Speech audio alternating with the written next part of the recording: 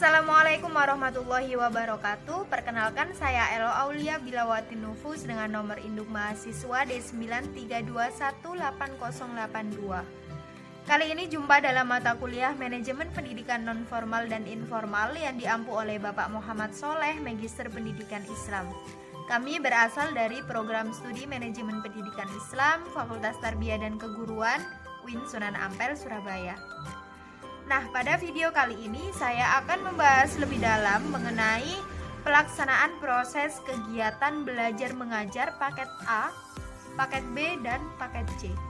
Untuk kalian yang belum mengetahui apa sih pelaksanaan proses pendidikan paket A, paket B, atau paket C? Oke, stay tune on this video.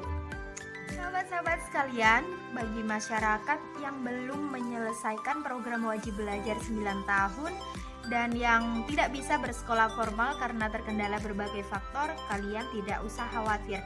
Kini ada solusinya, yakni melalui program pendidikan kesetaraan paket A, paket B, dan paket C.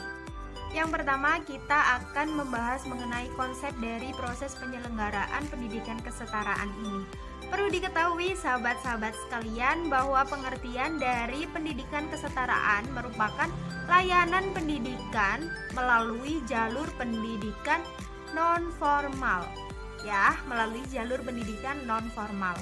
Hal ini diperuntukkan bagi anak yang belum menuntaskan wajib belajar 9 tahun atau yang tidak bisa sekolah formal karena terkendala berbagai faktor. Nah, untuk proses pembelajarannya sendiri sebenarnya paket A, B, atau C ini semuanya sama, namun yang membedakan yakni dalam tingkatannya, di mana paket A setara dengan SD atau MI, paket B setara dengan SMP atau MTS, dan paket C setara dengan SMA atau MA. Nah, di sini sudah diketahui dari perbedaan antara paket-paket dalam pendidikan kesetaraan. Selanjutnya, kita akan membahas lebih dalam mengenai manajemen dari sistem pendidikan kesetaraan paket A, B, dan C. Sebelum masuk dalam fungsi manajemen sistem pendidikan kesetaraan paket A, B, dan C, saya mengingatkan kembali bahwasanya pendidikan nonformal ini diselenggarakan bagi warga masyarakat Indonesia yang memerlukan layanan pendidikan sebagai pengganti, pelengkap, ataupun penambah layanan pendidikan formal mereka. Nah, hasil dari pendidikan non-formal sendiri telah disetarakan dengan pendidikan formal, di mana melalui tahap atau proses dalam penyetaraan pendidikan tersebut melalui penilaian oleh lembaga atau satuan pendidikan yang telah ditunjuk oleh pemerintah dengan mengacu pada standar nasional pendidikan.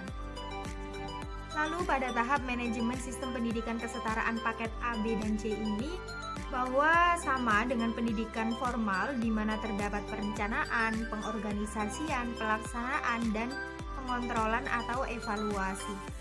Dalam manajemen sistem pendidikan kesetaraan paket A, B, dan C ini juga sama yang dilakukan oleh pendidikan formal di mana di dalamnya mereka atau lembaga yang berwenang atau yang menyelenggarakan ini menyusun rencana apa saja yang dibutuhkan ketika penyelenggaraan pendidikan nonformal.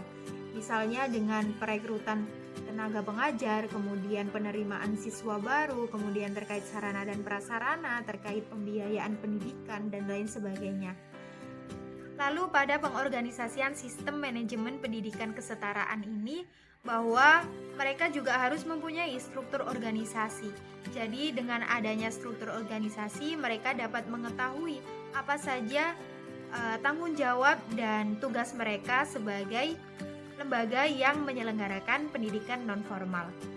Kemudian untuk pelaksanaan sistem pendidikan kesetaraan paket A, B, dan C ini bahwa sebagai pemenuhan kebutuhan belajar bagi warga yang memerlukan layanan pendidikan, di mana hal ini disesuaikan dengan rombongan belajar yang mereka pilih. Jadi misalnya ada orang yang memilih mereka ingin lulus SD atau MI dengan paket A. Jadi mereka juga ditempatkan dengan siswa yang memilih paket A juga. Jadi hal ini bisa terkelola dengan baik dan terorganisasi dengan baik. Lalu fungsi manajemen sistem pendidikan pada proses evaluasi atau pengontrolan, bahwa semuanya yang ada dalam sistem pendidikan kesetaraan ini harus dikontrol dengan baik, harus dievaluasi karena sebagai perbaikan yang berkelanjutan bagi siswa yang menerima pendidikan kesetaraan ini. Jadi terkait program, terkait kurikulum, kemudian sarana dan prasarana, terkait pembiayaannya juga, dan juga tentang keberhasilan dari lulusan para peserta pendidikan kesetaraan ini. Demikian penjelasan dari saya bagi warga Indonesia yang khawatir akan pendidikannya tidak setara dengan para lulusan pendidikan formal. Kalian harus mengikuti pendidikan non-formal melalui pendidikan kesetaraan paket A, paket B, dan paket C. Sekian dari saya, semoga bermanfaat. Wassalamualaikum warahmatullahi wabarakatuh. See you.